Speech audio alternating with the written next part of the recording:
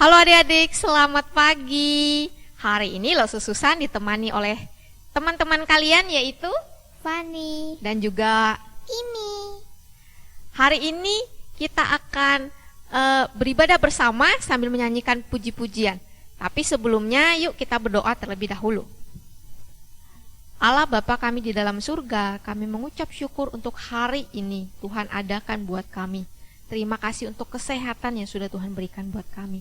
Hari ini kami mau memuji nama Tuhan, juga mendengarkan kebenaran firman Tuhan. Terima kasih Tuhan, di dalam nama Tuhan Yesus kami sudah berdoa. Amin. Nah adik-adik, sudah siap untuk memuji Tuhan? Silahkan bangkit berdiri karena kita akan menyanyikan lagu Halo, Hello, Ola.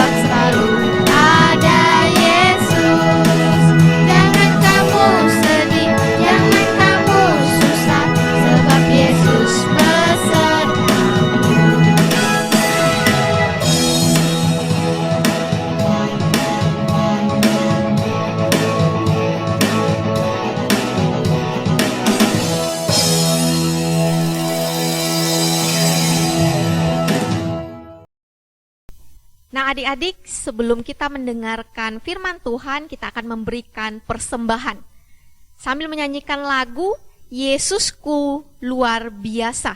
Karena Tuhan sudah menciptakan kita amat sempurna untuk melayani Dia.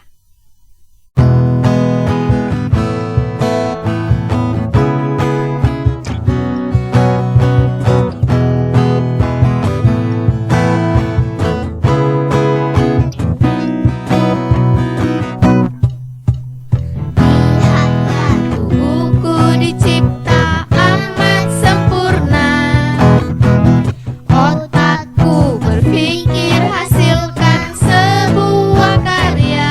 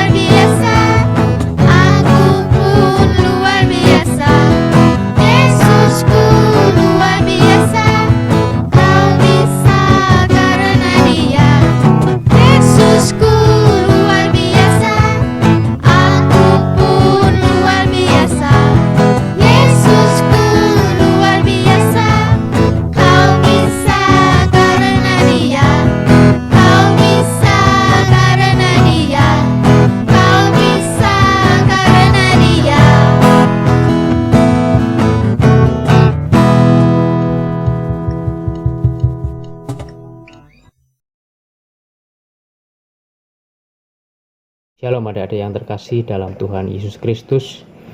Hari ini kita akan bersama-sama belajar tentang hari-hari terakhir Tuhan Yesus berada di bumi.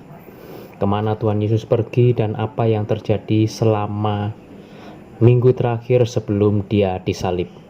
Mempelajari apa yang Yesus ajarkan kepada murid-muridnya pada perjamuan Paskah dan memahami bagaimana janji dan perintah Tuhan Yesus diterapkan di dalam kehidupan kita. Mari kita berdoa.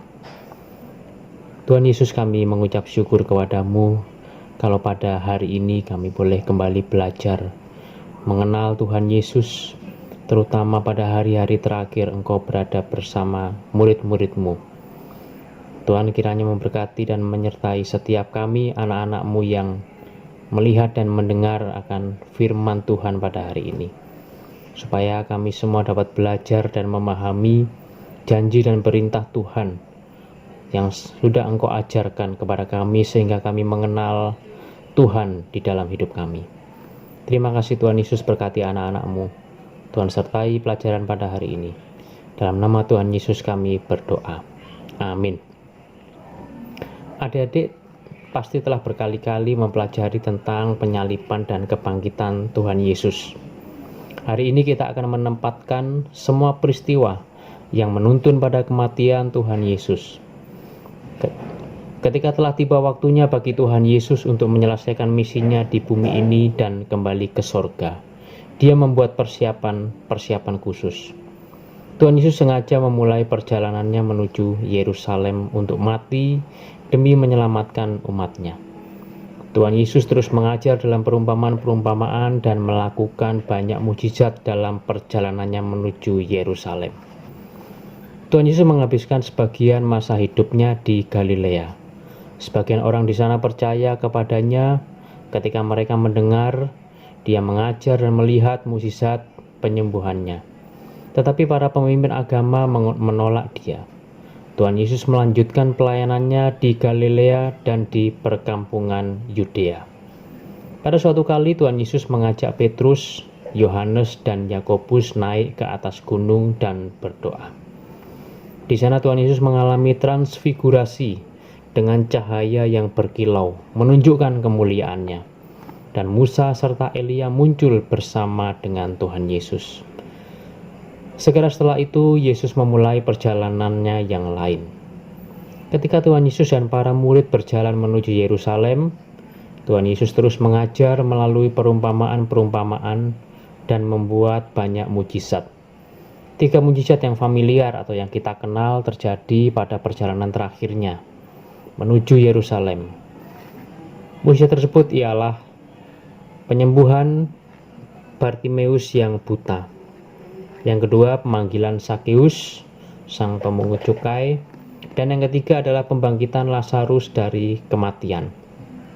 Dan pada peristiwa Tuhan Yesus membangkitkan Lazarus dari antara orang mati, banyak orang beriman kepada Tuhan Yesus. Tetapi para pemimpin agama mulai membuat rencana untuk membunuh Tuhan Yesus.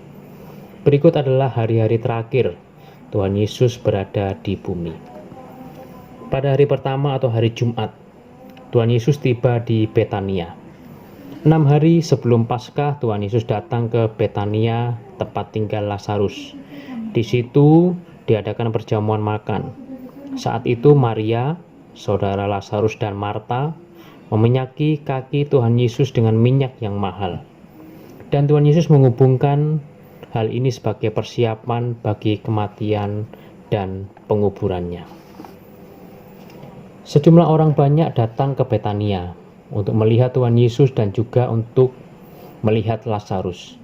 Banyak dari orang berkerumun menjadi percaya dan beriman kepada Tuhan Yesus. Tetapi imam-imam kepala sepakat untuk membunuh Lazarus dan juga Tuhan Yesus. Pada hari yang kedua, yaitu hari Sabtu, atau yang disebut Sabat Yahudi. Pada hari ini mungkin Tuhan Yesus sedang beribadah bersama murid-muridnya dan beristirahat.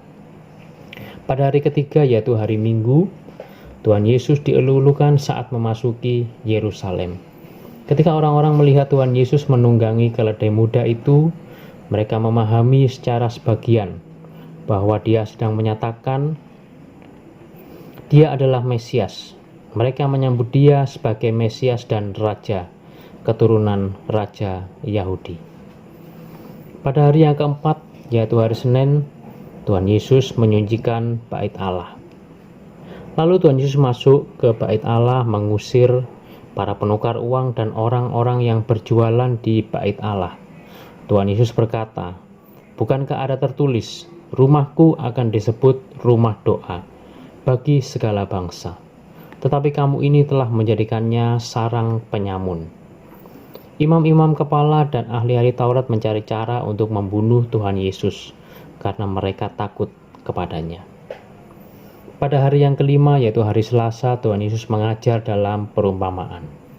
Para imam dan orang-orang Farisi berusaha menjebak dan mencobai Tuhan Yesus dengan mengajukan pertanyaan, "Guru, hukum manakah yang terutama dalam hukum Taurat?"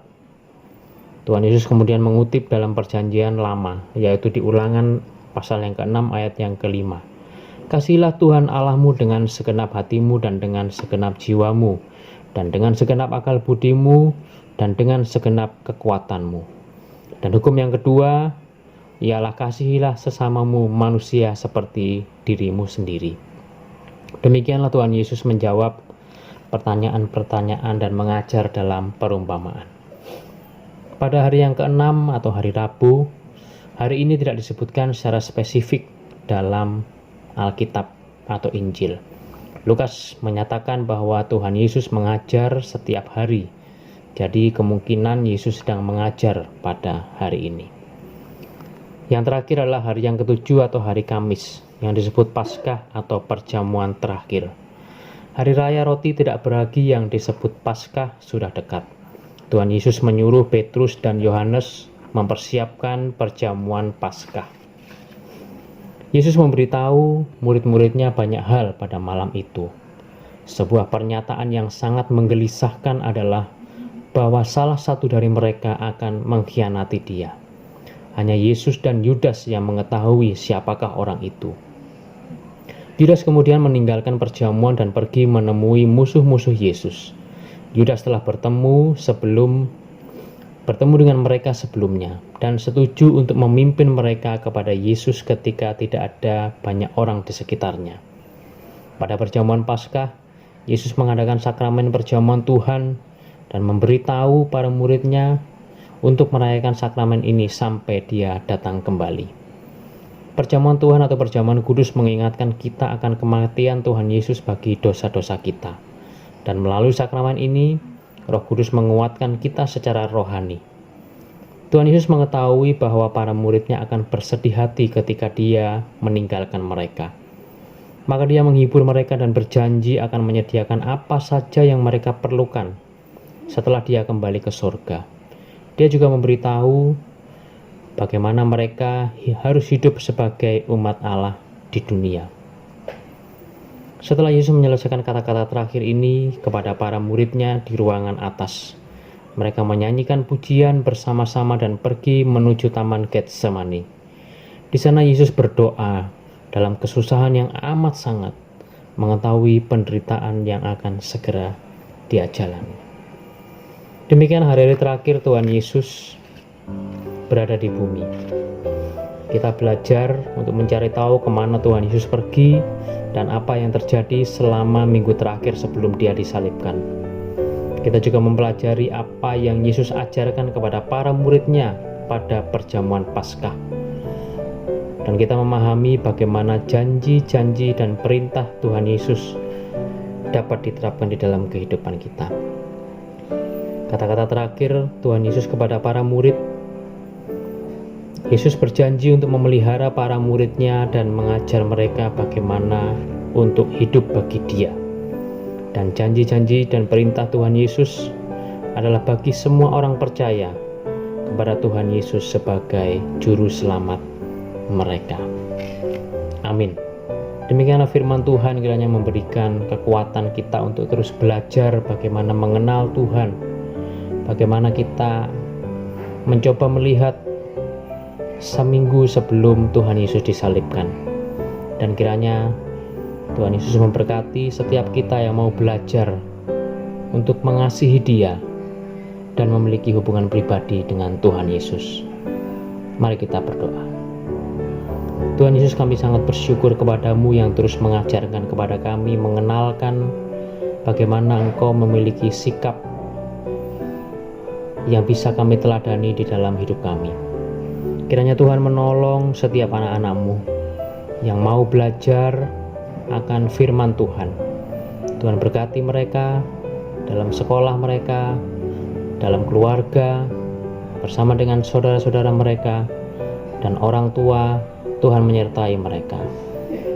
Yang sakit, kami mohon pertolongan Tuhan untuk memberikan kesembuhan. Yang sedang bersedih hati, kiranya Tuhan menghibur mereka.